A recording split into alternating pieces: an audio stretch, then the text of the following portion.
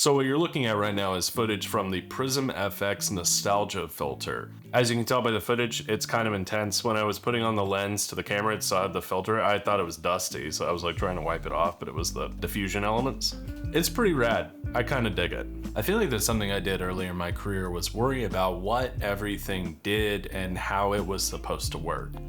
When in reality, if I'm actually trying to pursue directing, that's not really my job. The job of the DP is to know how all that stuff works. And the job of the gaffer is to know how all that works. And the job of the sound guy is to make sure all that works. So it's like, what do you do? So here's 3 things a director really does. Number 1 is carry vision. Now, this can sound really esoteric, especially if you're not used to operating as a director and you're trying to move into that space, but really the big portion of it is just communicating what the project is supposed to be, what it's supposed to look like, what it's supposed to feel like, and the purpose that the film is ultimately supposed to serve. Communicating that to your talented crew members and allowing them to take ownership of that in their own artistic sense is going to lead to a better product.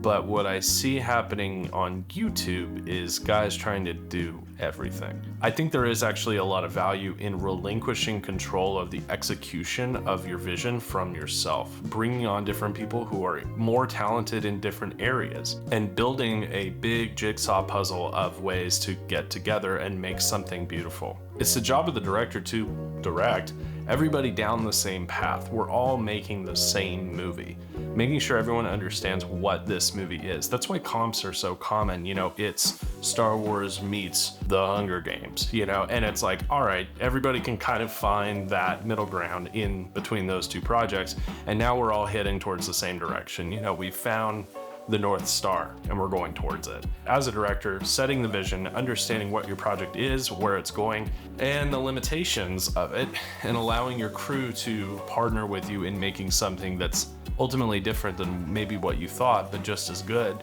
is part of what being a director is. Now, this next tip is something that is very prevalent in short films. It's making the first shot as interesting as possible. I get kind of bummed when I see a really interesting title on YouTube and I click it and it's just 30 seconds of credits. Like, really, we're on YouTube. Like, put the credits at the end. Like, they don't have to be at the front. Get into the story quickly and hook me. Like, make me care. I mean, I've made this mistake myself in one of my previous short films. I totally did not open the story in an interesting way. It was text on screen and stock footage. Creating an opening shot with some interest, whether it be in the composition, the movement of the camera, or the content of the image, is going to give your short a fighting chance on this platform, because otherwise people are just going to click off of it and go watch unusual meme compilations like I do. And obviously another thing that a director does is control the content and the performance from the actors.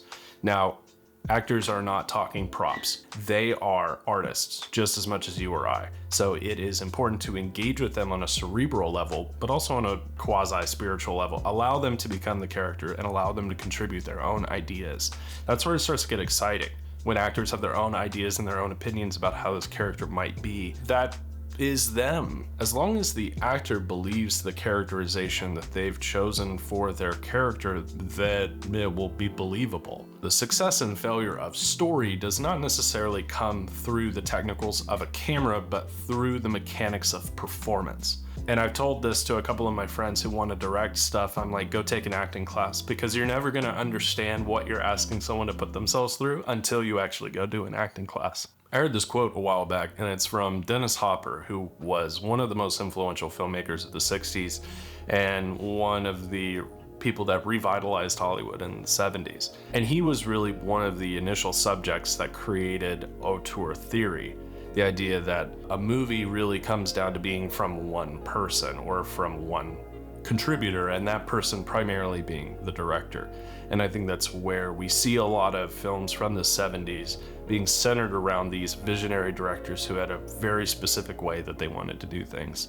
He had this quote to say that I thought was really interesting. Filmmaking is in the same phase of development that art was in the cathedral building period, when they built the great cathedrals of Europe, created through the combined talents of many. However, by the 19th century, Art evolved to the point where the major work of the day was being done by individual artists, working alone at an easel.